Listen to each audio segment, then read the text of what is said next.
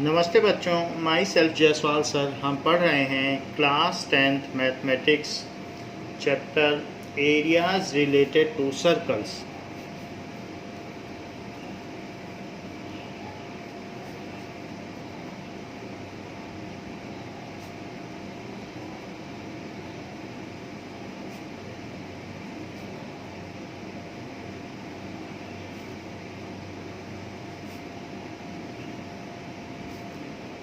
As in earlier classes, we have studied about that the area of a circle is pi r square.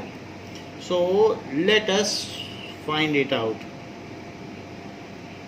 and justify that the area of circle is pi r square. One more thing that we know is the pi is ratio of c by d, that is equals to circumference by diameter is known as pi, which is irrational quantity. So any of them may be irrational, that's why it is irrational. It does not mean that these are integers. So इसमें से कोई ना कोई एक irrational है, तभी pi irrational है. So c can be written as pi d. Otherwise c can also be written as d को 2r लिख लो तो 2 pi r. So the value of c is 2 pi r. Now we will find the area of circle. Let it is subdivided into very small segments. So अगर हम इसको छोटे छोटे segment में बांटते हैं and let we subdivide into thousands of segments, बहुत छोटे छोटे सेगमेंट में इसको बांटते हैं.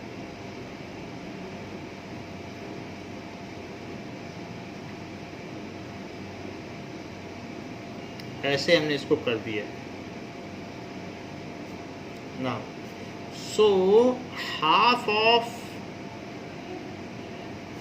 द सरकमफ्रेंस, इसमें मैं क्या करूं कि मान लीजिए एक मैंने इस तरीके से अरेंज किया सेगमेंट, तो दूसरा सेगमेंट ऊपर अरेंज करो, फिर एक नीचे करिए और फिर एक ऊपर करिए. इस तरीके से करते चले जाइए तो इससे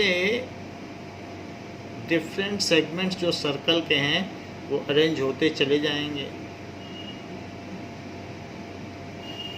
ऐसे. सो एक ऐसे और फिर एक ऐसे, फिर ऐसे, फिर ऐसे, फिर ऐसे, फिर ऐसे. ऐसे अगर हम करते चले जाएं अल्टरनेटली, एक का वर्टेक्स ऊपर तो एक का वर्टेक्स नीचे, ऐसे आप करते चले जाएं.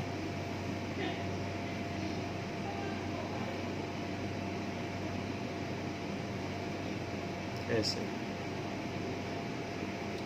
नाउ इस तरीके से यहाँ भी करते चले जाए तो आप देखेंगे कि हाफ जो है इसमें से उसका फेस इधर है और हाफ का फेस इधर है.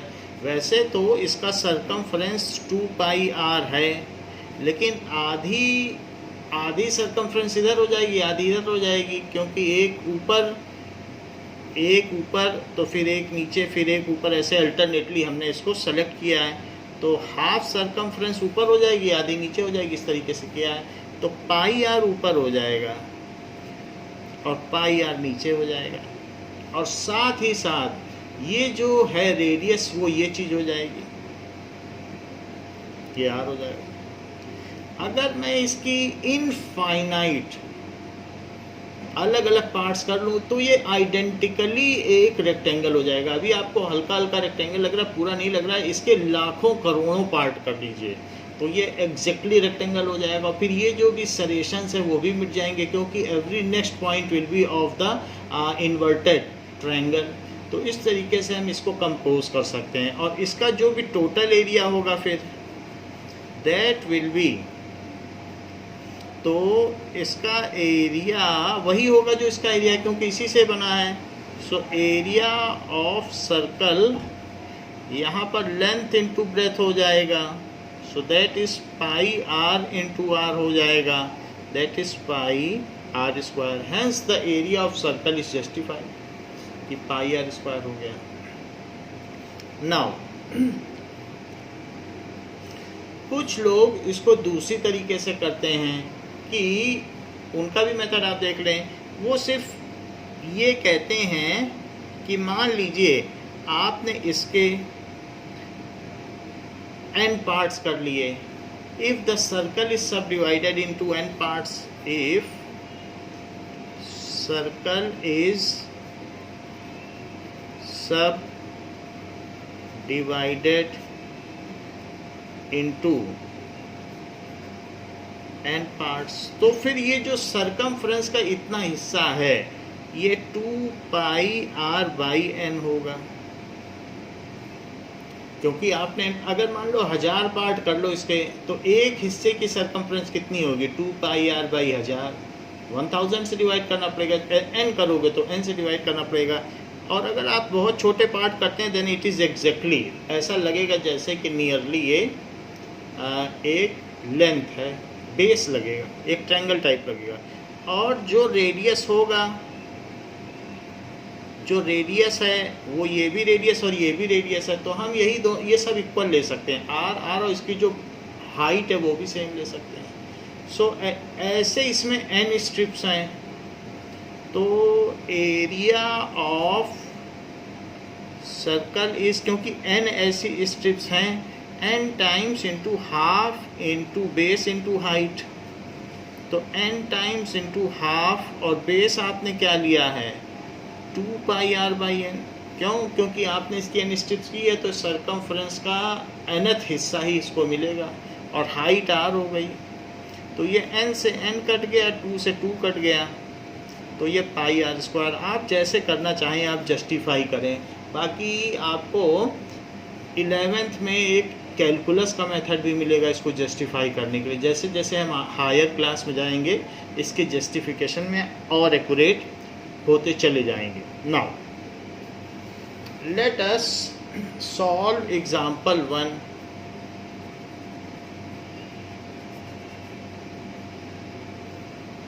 सो ये आपको मैंने एक सेकंड मेथड बताया है, सो दिस इज, ये दोनों अलग अलग मेथड हैं। So area of circle. Now example 1 कहता है the cost of fencing of circular field. आपने अगर एक फेंसिंग बनाई, so the cost of fencing of circular field at the rate of ₹24 per metre is ₹5280। The field is to be plowed at the rate of ₹0.50 per meter square. Find the cost of plowing the field, जहाँ पर पाई को ये लेना है। तो अब इसी चीज़ को हम देखते हैं। The cost of fencing of circular field, हमारे पास एक सर्कुलर फील्ड है और उसको हमें फेंस कराना है, इसके चारों तरफ फेंसिंग बनानी है। कुछ इस तरीके की फील्ड होगी और उसके चारों तरफ वो बाड़ लगाना चाहता है, कांटेदार बाड़। कोई फार्मर है तो इस तरीके से उसकी वो फेंसिंग कराना चाहता है, तो चारों तरफ इस तरीके से वो फेंसिंग करा देगा, तो उसकी कॉस्ट दी है।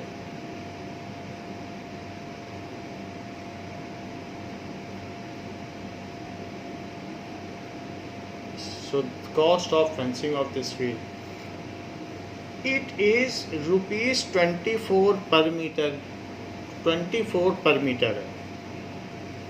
So cost of fencing is ₹24 per meter, जबकि ये रेट है, तो रेट ऑफ फेंसिंग है और कॉस्ट ऑफ फेंसिंग है 5280, तो इस रेट पे उसे करना है। So this is rate and cost कितनी लगी है ₹5280, 5280।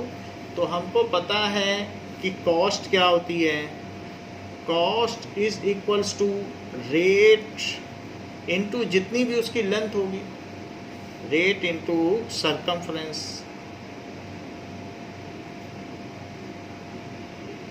मान लीजिए इस फील्ड का रेडियस r है, तो कॉस्ट लिखिए 5280 रुपीज़, रेट हो गया ₹24 per metre into circumference 2 pi r। ऐसा कर लें। अब रुपीज़ से रुपीज़ कट गया, ये चीज़ नीचे चली जाएगी और 2 भी नीचे चला जाएगा, पाई की वैल्यू रख लें तो 5280 अपॉन 24 पर मीटर। यूनिट की अकाउंटिंग बता रहा हूँ, यूनिट फिर चाहे तो आप यूनिट को यहाँ पर ऑप्शनल है, स्किप भी कर सकते हैं, लेकिन आपको सिखाने के लिए बता रहा हूँ। सो it is 2 into 22/7 into r, ये चीज़ हो गई। तो अब इससे 24 से इसको कट कर लें, 24 2 जा 48 और फिर से 48 बचेगा, तो ये हो जाएगा 220 और ये मीटर भी ऊपर चला जाएगा। सो 220 मीटर अपॉन 2 इंटू 22, नीचे 2 इंटू 22 लिख लें, यहाँ 7 लिख लें, it is equals to r। 22 से कट के 10 आ गया, तो ये 70/2 आ गया, 2 से और कट कर लें, so it is 35 metre. So radius is equals to 35 metre. इसका हमको रेडियस पता चल गया है, लेकिन वो आगे पूछ रहा है कि अगर हम इसकी प्लोइंग करें तो रेट ऑफ प्लोइंग क्या है। रेट ऑफ प्लोइंग, अब इसमें उसे हल चलाना है तो मजदूर रखने पड़ेंगे। इट इज़ ₹0.50 पर मीटर, ₹0.50 पर मीटर, ये है रेट है। और हमें एरिया पता होगा, रेट पता होगा, तो हम कॉस्ट निकाल लेंगे प्लोइंग की। सो area of field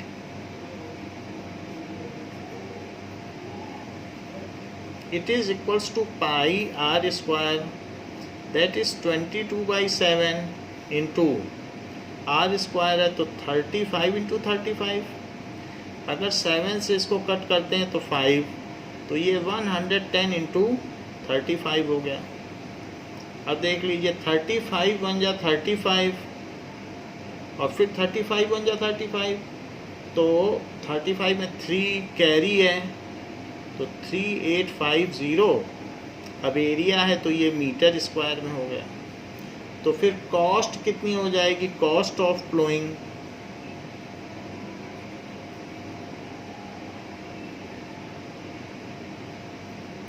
is equals to rate into area.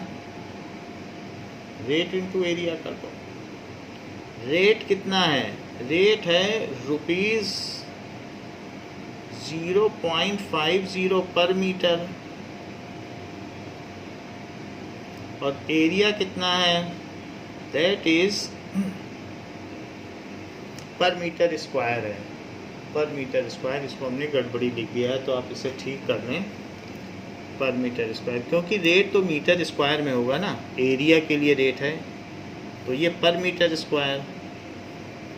और एरिया कितना है, 3850 metre square.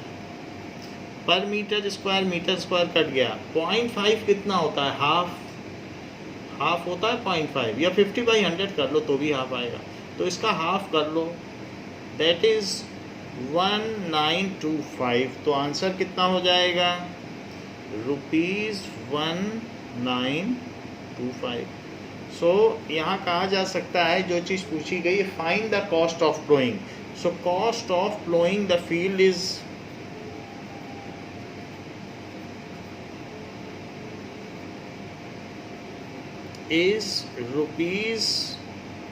1925. Now, exercise 12.1.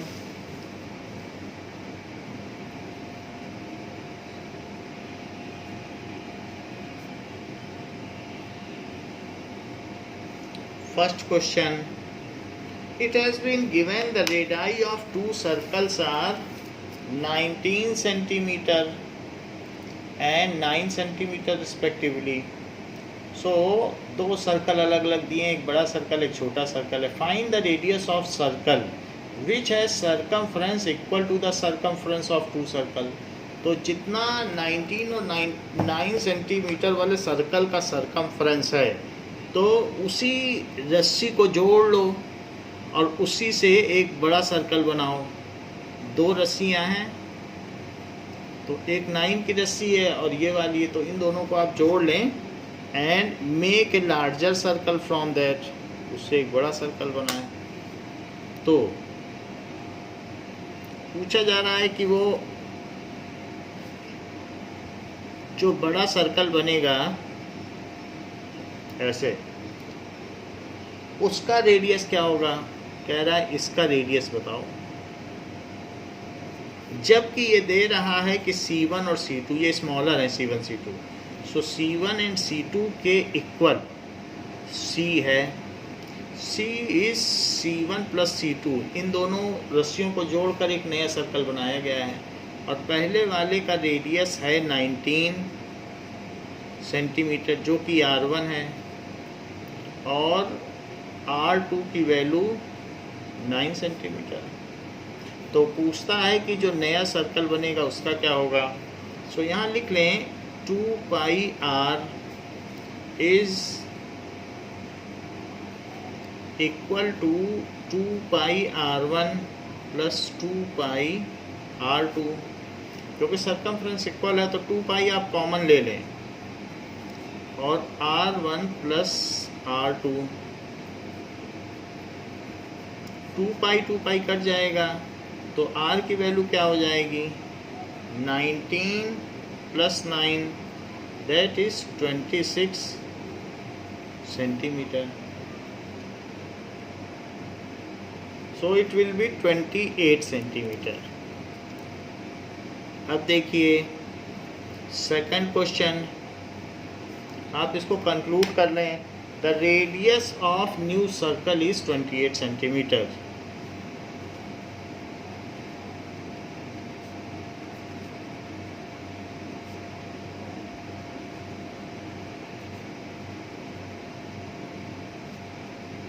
Second question says कि दो छोटे सर्कल हैं और उनका जितना एरिया है, एक नया सर्कल बनाया तो लार्जर सर्कल का एरिया उन दोनों सर्कल के एरिया के इक्वल है.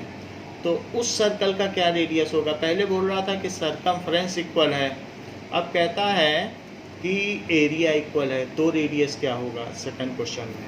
नाउ जो छोटे सर्कल हैं वो 8 सेंटीमीटर एंड 6 सेंटीमीटर के हैं. सो this is of 8 centimetre, this is of 6 centimetre. अगर इसका एरिया A1 है और इसका एरिया A2 है तो हमने एक ऐसा सर्कल बनाया है जिसका एरिया A है. जैसे यहाँ पर हमने C1 किया प्लस C2 किया तो उसका C रहा, उसी तरीके से हमने यहाँ पर भी कर दिया. एरिया सेम है. जहाँ पर छोटे सर्कल का रेडियस R1 8 सेंटीमीटर है बड़े वाले का और R2 जो छोटे वाले का है वो 6 सेंटीमीटर है. Now what will be the radius of the resultant circle. जबकि इन दोनों का अब एरिया का किया गया है कि जितना इसमें कलर लगा है उतना ही कलर इसमें लगा है पेंट करने में. So it has been given that A is A1 plus A2. So pi R square is equals to pi R1 square plus pi R2 square. So take pi as common and cancel out from both sides. So r square is 8 square plus 6 square, and it is 64 plus 36. If we take root and take the positive value, क्योंकि radius negative नहीं होता, so it is root 100. So radius of the resultant square is equals to 10 meter. So radius of resultant square is 10 meter.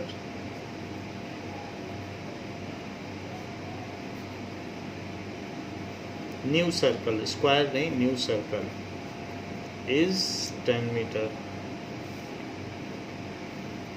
Now third question, it has been given that ये एक archery है, ये चांदमारी है जिसमें rifle से निशाना लगाते हैं. So an archery target marked with the 5 scoring regions from the center outward as gold, red, blue, black and white. The diameter of the regions representing gold score is 21 centimeter and each of the other bands are 10.5 centimeter wide. Find the area of 5 scoring regions. तो ये इसमें है, जो centre में वो bull है, फिर उसके बाद मैगपाई होता है, फिर धीरे धीरे इस तरीके से बढ़ता चला जाता है. तो आप देख लें कि जो सेंटर है उसका डायामीटर 21 दिया है गोल्ड का, तो रेडियस कितना हो जाएगा 10.5. फिर हर एक बैंड भी 10.5 पर ही है, इस तरीके से है. तो हर एक का इसमें एरिया पूछा गया है, gold, red, blue, black and white. Now so 5 bands हैं, इसमें अलग अलग आप बैंड बना लें और थोड़ा सा बड़ा ही बना लें जिससे कि दिखाई भी पड़े. सबका एरिया, सबका जो रेडियस है, जो बीच वाले का रेडियस है उतना ही बड़ा बैंड है.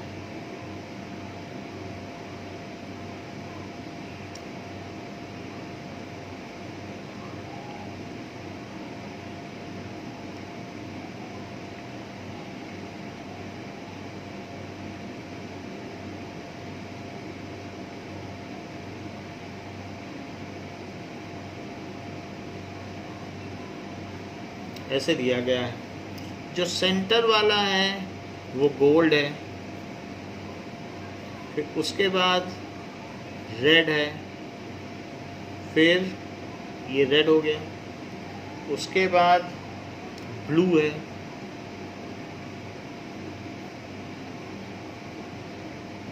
उसके बाद ब्लैक है, और सबसे नीचे ये जो है ये वाइट है. इस तरीके से these are the 5 bands.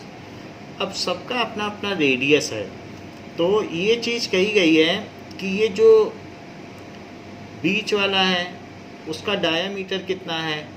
Diameter तो 21 है, तो इसका रेडियस R1 ले लें, R1, ये R1 हो गया. इसका रेडियस आप R2 ले लें, इसका रेडियस R3 ले लें, फिर चौथे वाले का रेडियस R4 ले लें, और जो पांचवा आएगा उसका रेडियस R5 ले लें. तो R1, R2, R3, R4, R5 पांचों ले लिया. अब ये जो इनके बीच बैंड है, हर बैंड, ये बैंड, फिर इसके बाद ये बैंड, फिर ये बैंड, फिर ये बैंड, सारे बैंड जितने भी बैंड्स हैं, 1 बैंड, 2 बैंड, 3 बैंड और 4 बैंड, ये 4 बैंड, इन सभी का विड्थ 10.5 सेंटीमीटर है और जो रेडियस है वो भी 10.5 सेंटीमीटर है. तो R1 कितना हो गया, इट इज D/2, D1/2, जो कि 21 है. तो 2 1 या 2, फिर एक डिजिट उतारा तो 0 लगाना पड़ा क्योंकि नहीं जा रहा है, फिर डेसिमल से 10 हो गया तो 10.5 सेंटीमीटर। R2 कितना हो गया? इट इज़ R1 प्लस 10.5 क्योंकि विड्थ बढ़ गई। सो this is 10.5 plus 10.5 centimetre, it is 21 centimetre. फिर R3 कितना हो गया? R2 में फिर और विड्थ बढ़ गई 10.5 सेंटीमीटर, तो वो कितना हो जाएगा? R2 कितना है? 21 था और 10.5 और जोड़ दो तो तीसरे का आ जाएगा, दैट इज 31.5 सेंटीमीटर। फिर R4 कितना हो जाएगा? इट इज R3 में फिर 10.5 ऐड कर दें, सो this is 31.5 plus 10.5, it is 42 centimetre. R4 हो गया। फिर R5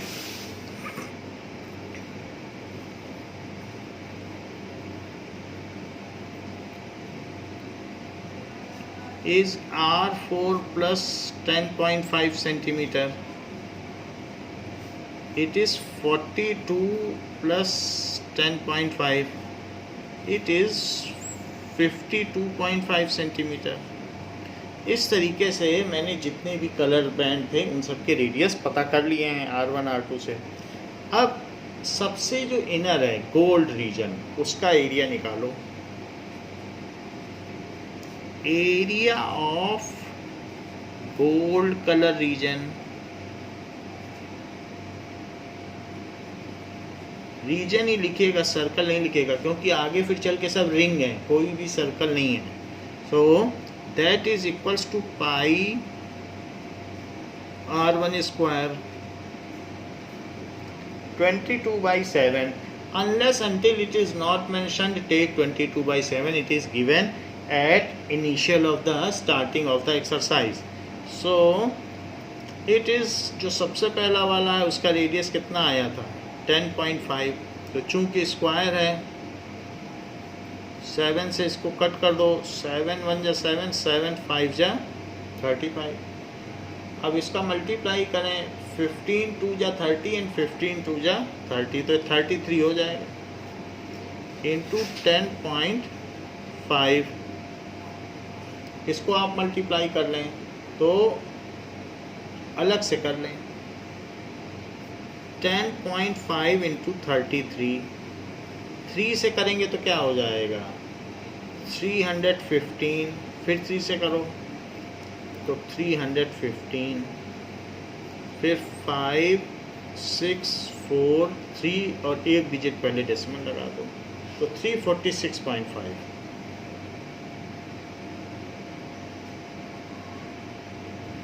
ये चीज़ हो गई। इस चीज़ को आप याद रखें, ये काम आएगी। तो ये जो चीज़ है ये सारे पार्ट्स में काम आ जाएगी, इसलिए ये चीज़ आप याद ही रखें तो अच्छा है। ये पार्ट अभी काम आने वाला है। So area of gold reason हो गया नाउ। फिर उसके बाद रेड था, सो एरिया ऑफ रेड रीजन,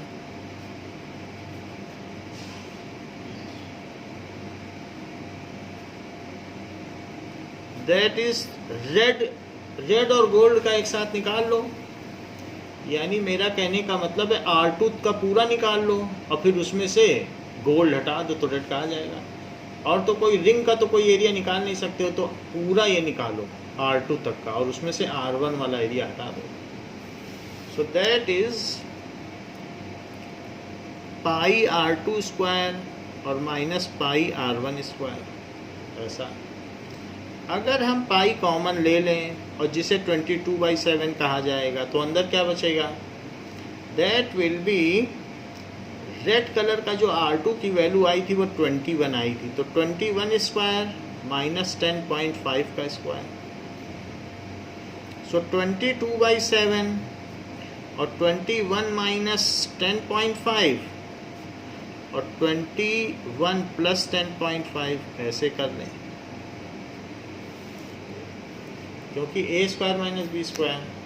फिर इट इज़ 22/7 इंटू 10.5, ये चीज़ हो गई। और ये कितना हो गया, इट इज़ 31.5, इसको करो 31.5।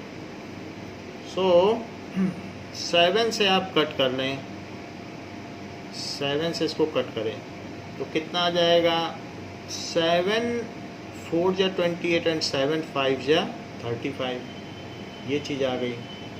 अब मल्टीप्लाई करिए। सो उस मल्टीप्लिकेशन का यहाँ यूज़ नहीं हुआ है, कभी कभी हो जाता है, अभी तो यहाँ नहीं हुआ है। 10.5 आया है इंटू 33। So this is 4.5। 4.5 से मल्टीप्लाई करो 22 को, तो 4.5 इंटू 22, तो उससे 90 और 90 आ जाएगा, तो 990 आएगा, लेकिन 99 बनेगा। क्यों? क्योंकि डेसिमल है, तो इसलिए इसका मल्टीप्लाई कर दिया 99 इंटू 10.5। अब 10.5 में 99 का करना है, सो 10.5 इंटू 99, 9 का करो, 9 5 जा 45, तो 593, तो इसलिए 1039 हो गया, 1039.5। Now 1039.5 centimetre square area of, फिर उसके बाद ब्लू रीजन है,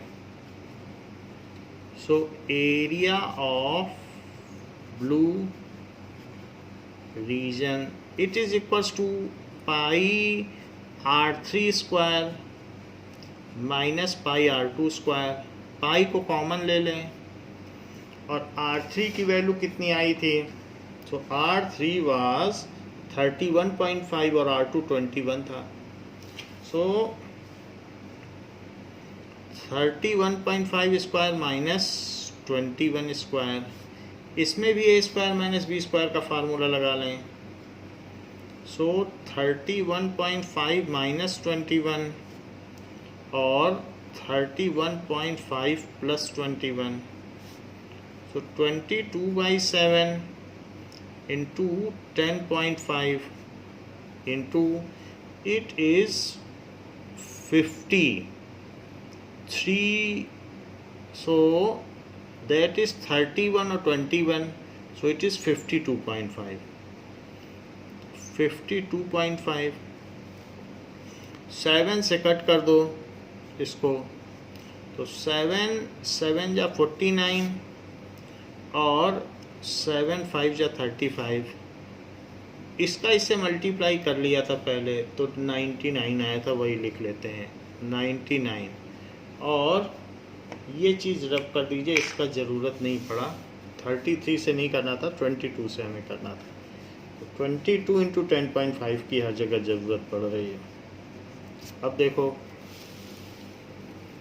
तो ये 99 आ गया, इसके बाद इंटू 7.5, नाउ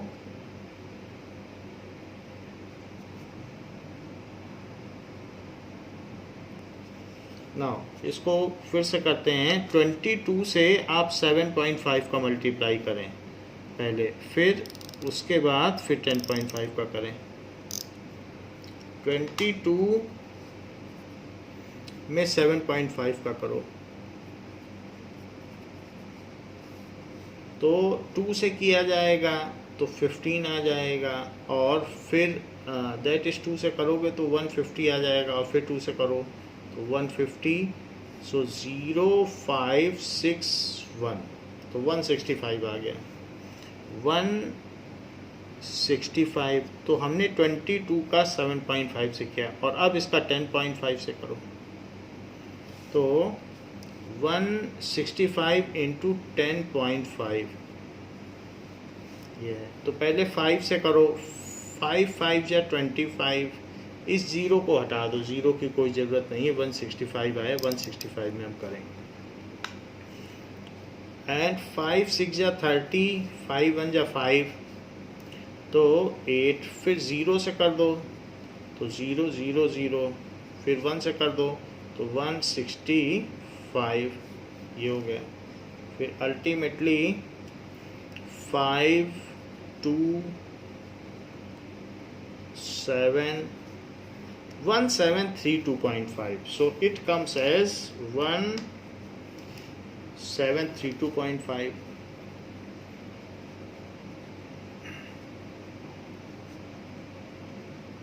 ये चीज़ आ गई। इसी तरीके से area of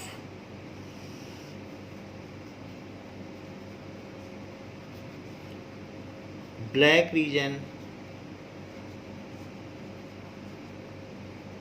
is equals to pi r4 square minus pi r3 square. पाई को बाहर ले लें और r4 कितना है और r3 कितना है, so r4 it is equals to 42 r4 and ये 31.5 है, so 42 square minus 31.5 square, that is 22/7। Subtract करो और एक बार ऐड करो, तो सब्ट्रैक्ट करोगे तो क्या आएगा 10.5, तो वो एक स्टेप आप खुद लिख लीजिएगा। और इन दोनों को अब ऐड करो एक बार, तो दैट इज 73.5। 7 से इसे कट करो, 7 1 या 7, फिर एक डिजिट में तो जाएगा नहीं तो 0 लगा दें, फिर डेसिमल के बाद वाला डिजिट करना है तो ये। अब 22 इंटू 10.5 इंटू 10.5, सो 22 से इसको करोगे तो क्या होगा 10.5 इंटू 22, तो इट इज़ 210 और 210, सो 2310 आ गया।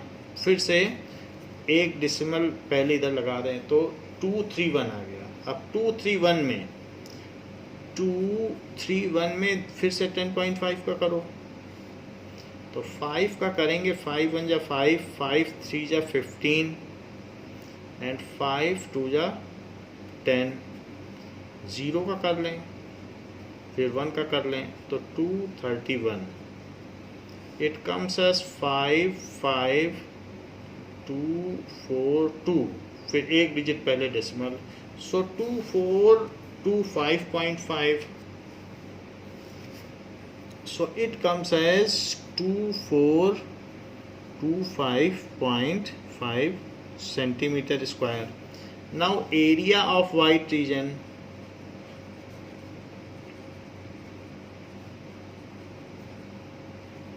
उसमें आप कर लें पाई r5 स्क्वायर माइनस पाई r4 स्क्वायर, जो कि 22/7 है, और r5 कितना आया था, दैट इज़ 52.5 स्क्वायर माइनस ये कितना है 42, तो 42 का स्क्वायर, ये चीज़ हो जाएगी। तो मैंने यहाँ r5 माइनस r4 कर लिया।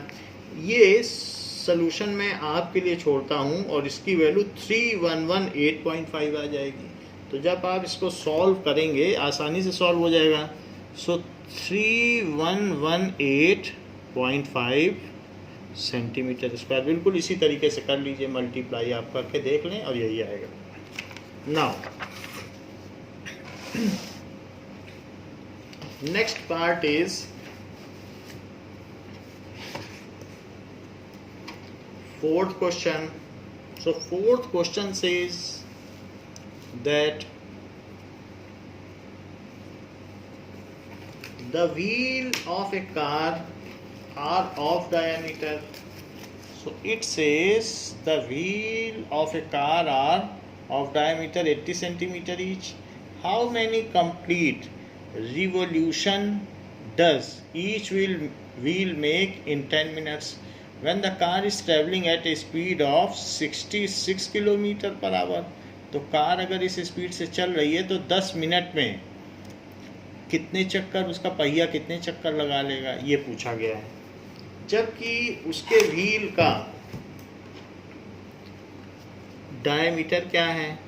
सो व्हील का डायमीटर बताया गया है, इट इज़ 80 सेंटीमीटर। तो रेडियस क्या हो जाएगा? d/2, it is 40 centimetre. 40 centimetre. और कार कितनी स्पीड से चल रही है? That is 66 kilometre per hour. तो कार 66 किलोमीटर पर आवर से चल रही है। नाउ स्पीड ऑफ कार देखें, speed of car it is 66 kilometre per hour. So in 60 minute, 1 घंटे में 60 मिनट्स होते हैं। इन 60 मिनट कार ट्रेवल 66 किलोमीटर। इन 60 मिनट कार मूव्स कितना चल लेती है? 66 किलोमीटर भी लिख सकते हो और नहीं तो इतने मीटर भी लिख सकते हो। हमने उसमें 1000 से मल्टीप्लाई कर दिया है। तो 60 मिनट में इतना चलती है, तो 1 मिनट में कितना चलेगी? 66,000/60 कितना चलेगी? तो फिर 10 मिनट में कितना चलेगी? तो 10 से मल्टीप्लाई कर दो, क्योंकि 1 मिनट है तो 60 मिनट से हमने डिवाइड कर दिया। तो 10 मिनट से मल्टीप्लाई करोगे तो क्या होगा? ये 0 इसको कट कर दीजिए और 6 से भी इसको कट कर दीजिए, तो 1100 आ गया। तो 1100 मीटर पर मिनट आ गया। और फिर 10 मिनट में it is unit factor method, तो मिनट से मिनट कट गया और 10 से मल्टीप्लाई कर दो। So it is 11,000 metre. तो 10 मिनट में इतना चलेगी। अच्छा, कार जब चलेगी तो एक चक्कर जब कार का चलेगा तो ये कितना आगे रोल कर जाएगी? क्योंकि कार का व्हील है तो ये रोल भी करेगा। ऐसे ये रोल करेगा तो एक चक्कर चलने में कितना रोल करेगा? एक चक्कर चलने में जितनी इसकी सरकमफ्रेंस होगी उतना ही तो रोल करेगा। अगर इसे रोल करा दो तो एक चक्कर में कितना आगे बढ़ जाएगा? So in 1 revolution it moves ahead by 1 circumference. एक सरकमफ्रेंस बढ़ जाएगा, तो ये जो भी इसकी सरकमफ्रेंस है उतना ही बढ़ जाएगा। अब जरा देखो, तो 10 मिनट में इतना चलेगा और इसकी सरकमफ्रेंस भी पता कर लो, क्योंकि रेडियस दिया है 40 सेंटीमीटर। इसे आप मीटर में बदल लें, 0.4 मीटर, 100 से डिवाइड करें तो सरकमफ्रेंस इसकी क्या हुई?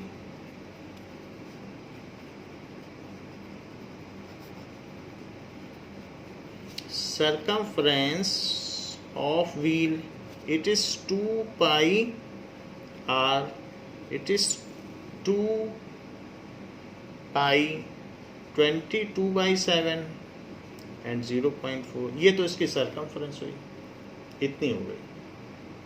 अच्छा, तो अगर कुछ कट जाता है तो कट कर दीजिए, वरना 88 है और 0.4 से मल्टीप्लाई करो। सो 88 इंटू 4 से, तो 4 8 जा 32, 4 8 जा 32। सो इट इज़ 35.2। तो कैंसिल आउट कुछ नहीं हो रहा है, 35.2/7 इतनी है सरकमफ्रेंस ऑफ व्हील, 35.2/7। इसको मल्टीप्लाई कर दिया तो 44 इंटू 4 करना चाहिए। तो इसको 44 इंटू 4 करो तो 176 आ जाएगा। तो ये 17.6 आएगा, ये 44 है तो 17.6 आ जाएगा। अब ये चीज़ हो गई सरकमफ्रेंस। तो ये हमें पता करना है कि कितने चक्कर लगाएगा 10 मिनट में। सो नंबर ऑफ रिवॉल्यूशन क्या होगा?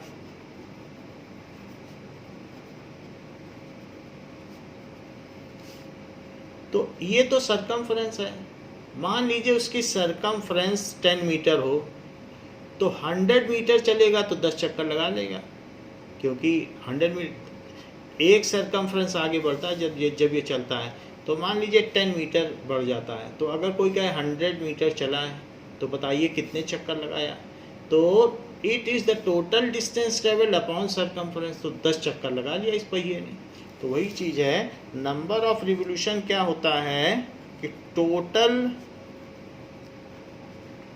Distance travelled in stipulated time, जो भी टाइम दिया था, total distance travelled upon circumference.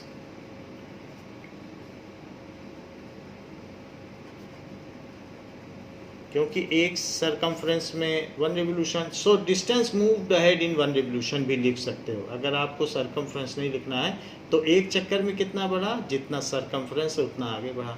सो रिवोल्यूशन बच जाएगा और डिस्टेंस कट जाएगी, ऐसे भी ये हो सकता है।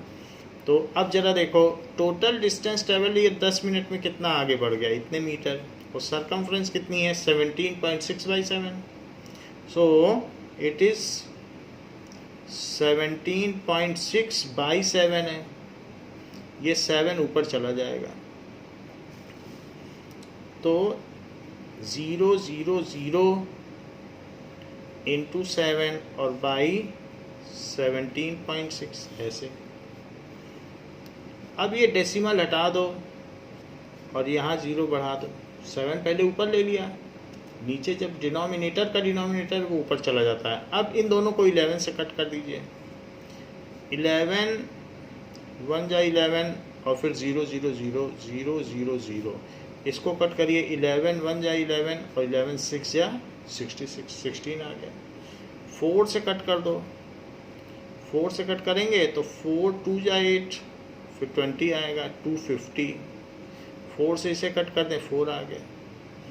अब इसको 2 से कट करें, तो 2 से कट करेंगे तो 125, और 2 से इसे करेंगे तो 2 आएगा, फिर 2 से इसे कट कर दें तो 35।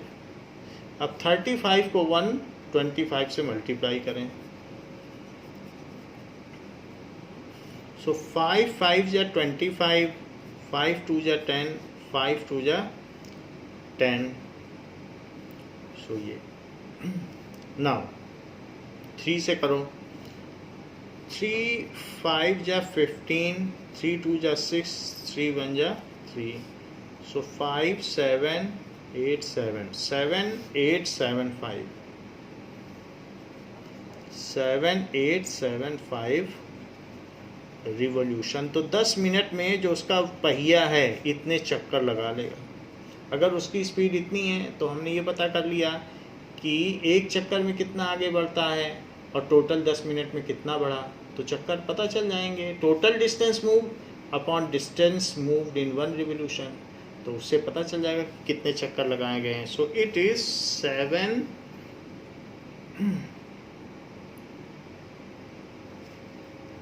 इसका मल्टीप्लिकेशन एक बार और देखते हैं, आंसर 7375 आ रहा है। नाउ ये मल्टीप्लिकेशन में गलती हुई है, इसको ठीक कर लें। यहाँ पर दोनों जगह गलती हुई है, तो 5 1 जा 5 और एक कैरी है तो ये 6 आ जाएगा, और 3 1 जा 3, सो ये 3 आ जाएगा। सो यहाँ पर भी अमेंड करें, इस आंसर को ठीक करें।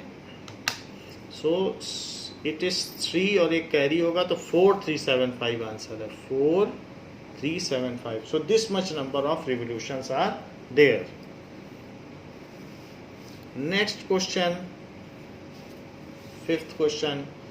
It has been given the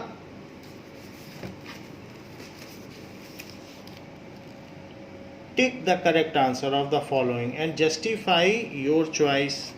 If the parameter and the area of circle are numerically equal, then the radius of circle is equals to, बोल रहा है कि पेरीमीटर यानी सरकमफ्रेंस और एरिया अगर इक्वल हो तो उसका रेडियस क्या होगा। So let us find it out now.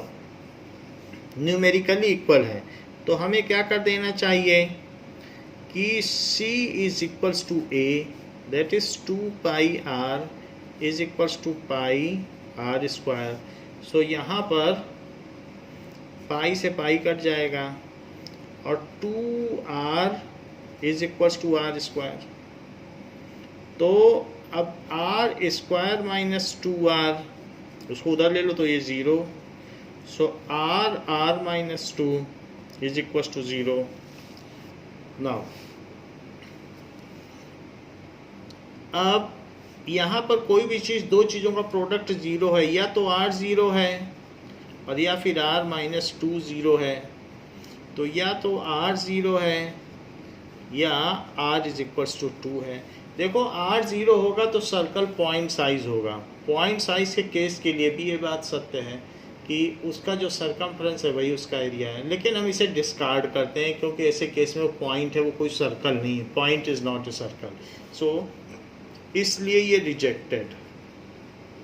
और r is equals to 2 unit is the correct answer, so A option is correct. 2 units is correct, so this option is correct. Now we will see the area of sector and area of segment.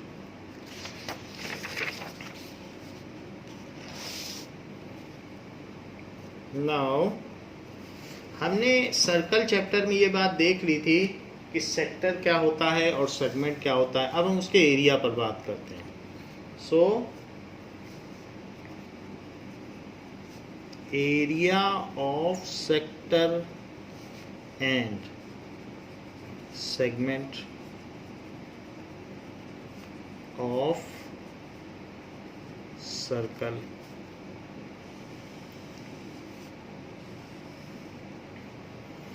जैसे कि एक circle दिया है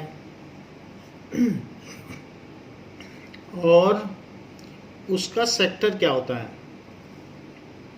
sector कोई चीज़ होती है जो 2 radius and 1 arc से सराउंडेड है, तो ये सेक्टर हो गया। अगर माइनर आर्क है तो माइनर सेक्टर है, ये माइनर सेक्टर माना जाएगा, माइनर सेक्टर।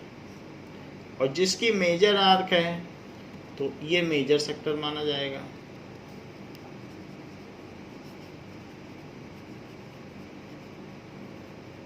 ऐसा।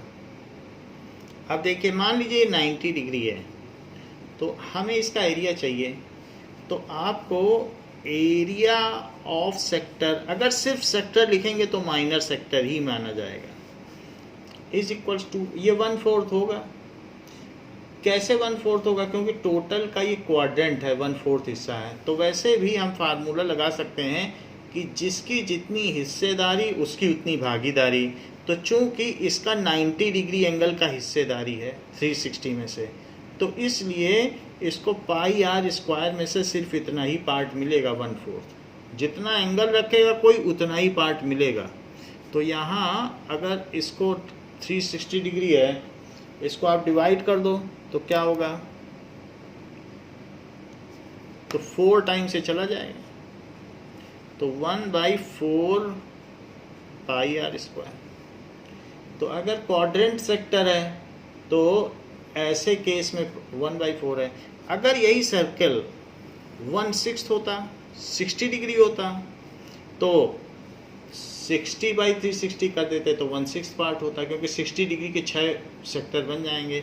इसी तरीके से अगर इसका एंगल थीटा डिग्री है, ये मान लेते हैं थीटा डिग्री है, तो जितना भी डिग्री होगा तो उसी हिसाब से एरिया ऑफ सेक्टर का फार्मूला हो जाएगा, that is theta upon 360 degree into pi are square. जितना एंगल में पार्टिसिपेशन है उतना ही हिस्सा उसको एरिया में मिलेगा सेक्टर में। So sector is the region bounded by 2 radii and 1 arc. ये आप ध्यान रखें, sector is the region bounded by 2 radii and 1 arc. 2 radii और 1 आर्क से जो चीज़ बाउंडेड होगी वो सेक्टर कहलाएगी। सो 2 रेडाई। अब देखो,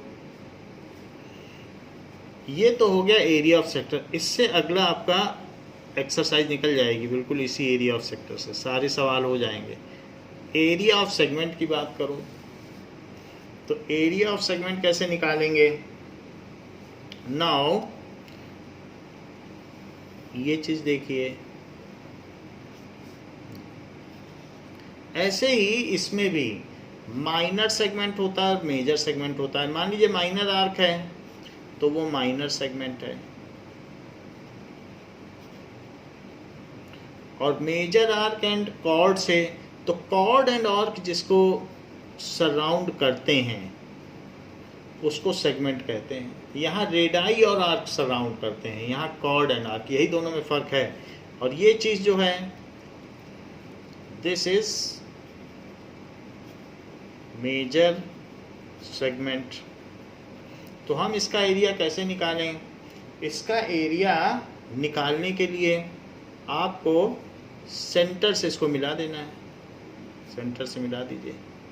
और मान लीजिए इसका एंगल थीटा डिग्री है, थीटा। तो पहले सेक्टर का एरिया निकालना और उसमें से ट्रायंगल का एरिया माइनस कर देना, ऐसे कर लो। सो इस सेगमेंट का चाहिए ना, तो पूरे का निकाल के ये चीज़ हटा दो वाइट कलर वाली, तो पूरे में से जब वाइट हट जाएगा तो यही तो बचेगा, ये जो striped region. So area of segment, अब वो माइनर सेगमेंट भी हो सकता है। Area of minor segment is area of minor sector minus area of triangle.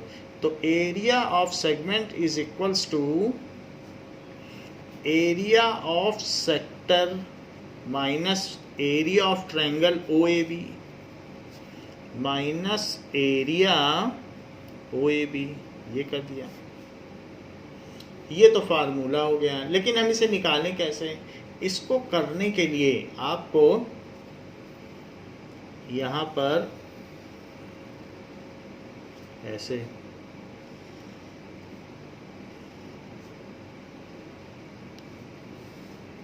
Perpendicular डाल दीजिए सेंटर से, तो यहाँ से परपेंडिकुलर मिला लें।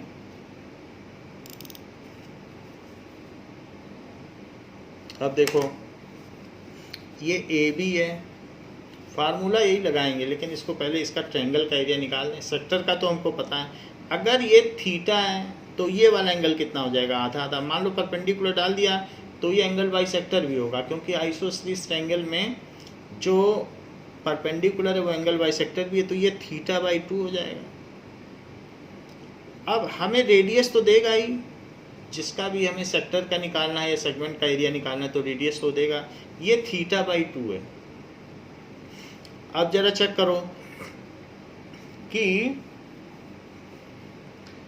इसकी और इसकी क्या वैल्यू है। ये तो हमें मालूम है कि परपेंडिकुलर डालेंगे तो इक्वल होगा। अब जरा देखो कि cos थीटा बाई 2 क्या होता है।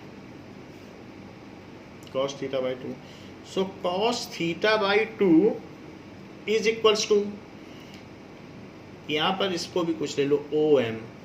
तो अब ये एंगल ले रहे हो तो यहीं खड़े हो, तो base by hypotenuse, OM by OB, OB radius है। cos theta by 2 is equals to OM by R। तो फिर sin थीटा बाई 2 क्या होगा? इस ट्रायंगल पे बात कर रहा हूँ, इन ट्रायंगल OMB जिसमें कि एक 90 डिग्री है, तो ट्रिग्नोमेट्रिक रेशो लगा रहा हूँ। और यहीं खड़े रहिए आप। अब परपेंडिकुलर ले लीजिए, सामने परपेंडिकुलर होता तो MB by OB, MB by OB। So sine theta by 2 it is equals to MB by R। ये चीज हो गई। अब देखो AB कितना हो जाएगा, यहाँ से OM निकाल लें आप, तो OM कितना हो गया? R cos theta by 2। फिर MB कितना हो गया? R sin theta by 2। ये चीज हो गई। अब देखिए OM और MB आ गया, हमें MB नहीं चाहिए, हमें तो AB चाहिए। सो AB कितना होगा? 2MB। सो इट इज 2 का मल्टीप्लाई कर दो इसमें, तो 2R sin थीटा बाई 2। ये चीज हो गई। AB की भी वैल्यू आ गई, OM की तो यहाँ हाई है। OM की कितनी आई है? R cos theta by 2। ये चीज हो गई। अब हम फार्मूला लगाएंगे सेगमेंट का, कि सेगमेंट का क्या एरिया होता है। सो एरिया ऑफ सेगमेंट, आप इसे ए क्यू बी लिख लें, A Q B is equals to area of minor sector या सिर्फ सेक्टर, सेक्टर में ओ ए बी भी लिखा जा सकता है, और minus area triangle O A B, ऐसे। अच्छा, area of sector total angle हमने आपको कितना बताया था पहले भी, इस टोटल एंगल को तो थीटा माना गया है ना, टोटल एंगल कितना है theta, so theta by 360 degree pi are square. ध्यान दीजिए, इसको हमने पहले ऐसा फार्मूला बताया था कि जितनी जिसकी हिस्सेदारी उतनी उसकी भागीदारी, तो जितना भी इसको एंगल होगा पूरे 360 में उतना पार्टिसिपेशन इसको मिल जाएगा, जितना भी थीटा हो। तो थीटा बाई 360 अभी हमने ऊपर फार्मूला ही बताया भी है, ये देखो सेक्टर का, तो वही हमने लगा दिया। अब देखो -½ इंटू बेस ए बी कितना है, और इंटू हाइट, क्योंकि ट्रायंगल का एरिया क्या होता है, half into base into height, तो half into base into height, so OM। Now अब देखिए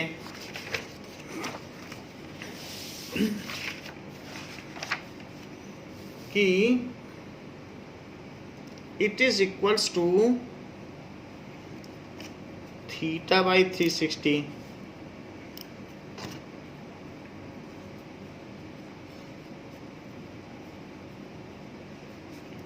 पाई आर स्क्वायर -½ ए बी कितना है 2r sine theta into 2r sine theta by 2, और OM क्या है r cos थीटा बाई 2, तो वो भी लिखो into r cos theta by 2। r दोनों में आ रहा है, यहाँ भी r आ रहा है। सो अब देखिए r स्क्वायर तो आ जाएगा 2, यहाँ पर 2 है ठीक है, लेकिन r स्क्वायर तो आ ही जाएगा, तो आप चाहें तो r स्क्वायर कॉमन भी ले सकते हैं, तो अंदर theta by 360 degree into pi आ जाएगा, थीटा पाई इंटू 360, और -½ into 2 sine theta by 2 cos theta by 2, ये चीज आ गई। अब देखें नाउ, एक फार्मूला होता है कि साइन 2 थीटा, ये फार्मूला है, क्या फार्मूला है, इसको वेरीफाई भी किया जा सकता है कि साइन 2 थीटा इस 2 साइन थीटा कॉस थीटा, इसको आप किसी के लिए भी वेरीफाई कर सकते हो। अगर आप चाहें तो थीटा को 45 रख लो तो भी वेरीफाई हो जाएगा, जो मर्जी सो रख लें, थीटा को 30 रख लो तो भी वेरीफाई हो जाएगा। मैं 30 रख के दिखा देता हूँ, आप अपने आप कुछ भी रखेंगे तो ये फार्मूला आपको अगली क्लास में पता चल जाएगा। Sine 2 theta, so sine 2 into मान लीजिए मैं 30 डिग्री रख दूँ, तो 2 साइन 30 डिग्री और कॉस 30 डिग्री, ये मैंने रख दिया। अब अगर इक्वल आ जाएगा तो ये फार्मूला इसका मतलब वैलिड है। So sine 60 degree is equals to 2 into half, और इसकी वैल्यू कितनी होती है √3/2, तो 2 से 2 कट गया, और साइन 60 कितना होता है √3/2, तो उधर भी √3/2। ऐसे आप कोई भी वैल्यू रख लें, ये मैंने वेरिफिकेशन के लिए बताया है, ये इसका हिस्सा नहीं है डेरिवेशन का। सो ये चीज़ें ऐसे कुछ भी रख लें, 30, 60 और जो भी रखना चाहे 45, कुछ भी रखें, तो इसका मतलब है 2 साइन थीटा कॉस थीटा, इसे थीटा मानो, इसे एक एंगल मानो, x मानो, तो 2 साइन थीटा कॉस थीटा इस साइन 2 थीटा, तो जितना एंगल यहाँ लिखा रहेगा उसका यहाँ डबल हो जाएगा। तो वही मैं करने जा रहा हूँ, 2 sine x cos x is equals to sine 2x। तो ज़रा देखिए, it is equals to r square theta pi by 360 degree और -2, और साइन 2x लिख रहा हूँ 2, लेकिन x क्या है थीटा बाई 2। हमने बताया आपको कि जो भी एंगल यहाँ होता है उसका यहाँ डबल हो जाएगा, यही तो फार्मूला है। तो 2 sin x cos x is sin 2x, 2 sin x cos x is sin 2x। तो वही हमने किया है, दैट इज ये वाला तो हाफ पहले जो लिखा था वो हाफ लिखते ही रहो, इस हाफ का हाफ तो पहले रहेगा। हमने इस चीज़ को यूज़ किया है 2 sin थीटा cos, तो उसको sin 2x लिख दिया, इसको क्या लिख लिया sin 2x। लेकिन ऐसा करने से ये तो एंगल के अंदर चला गया, तो थीटा थीटा कट गया, तो थीटा बच गया sin थीटा। तो इसलिए अब जरा देखो r square theta pi by 360 degree और माइनस हाफ साइन थीटा, ये चीज़ हो गई एरिया ऑफ सेगमेंट। जो एंगल दिया हो थीटा, बस थीटा सिंपली रख दो, थीटा बाई 2 तो हमने डेरिवेशन के लिए यूज़ किया, बाकी जो भी एंगल दिया वही आप रख देना और आपका काम बन जाएगा। तो दैट इज इक्वल्स टू कितना हो जाएगा, it is area of segment.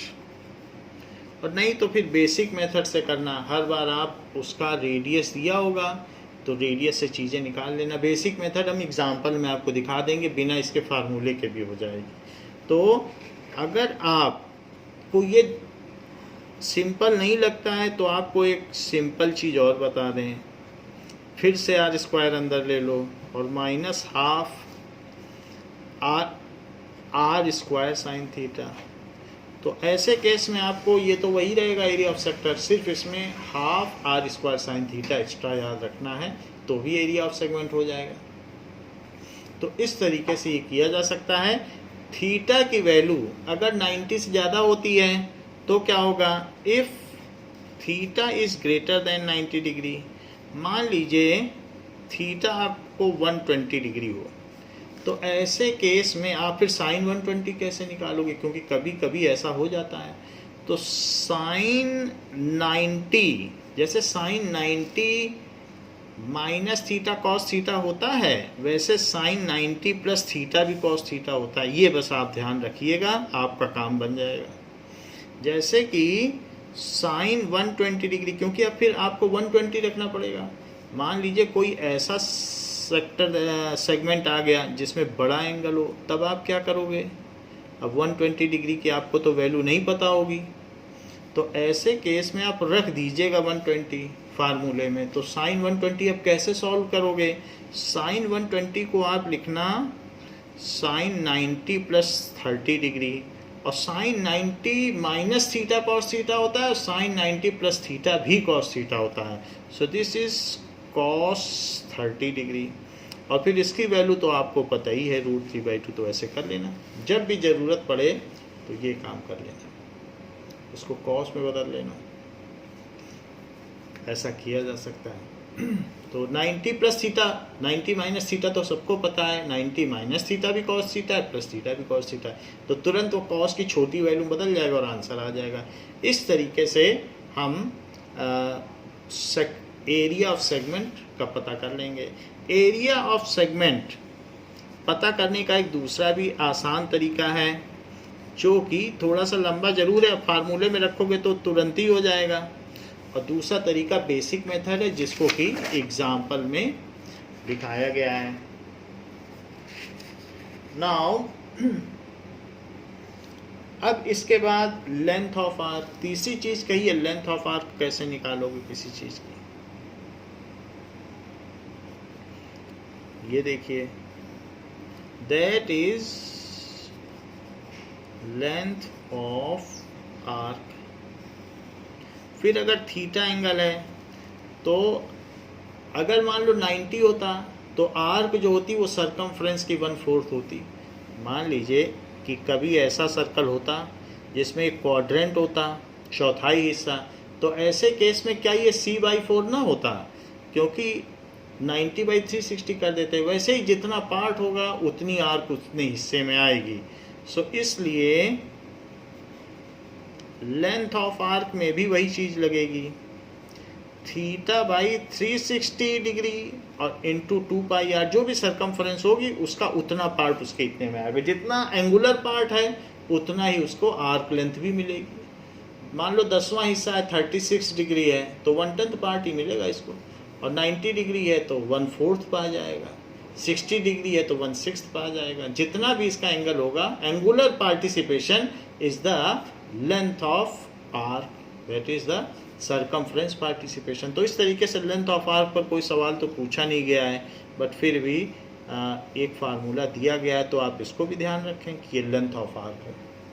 इस तरीके से 3 फार्मूले हैं जिन पर बेस्ड क्वेश्चन इसमें दिए गए हैं। सो इसके एग्जाम्पल्स हम नेक्स्ट क्लास में करेंगे। तो इस क्लास के लिए बच्चों इतना ही। Thank you.